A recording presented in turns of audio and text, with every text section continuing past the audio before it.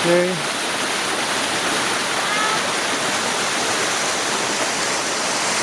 Esta es la cascada que venimos buscando el día de hoy.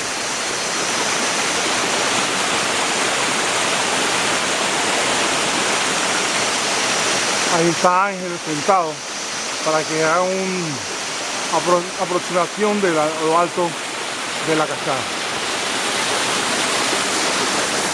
Estos son los alrededores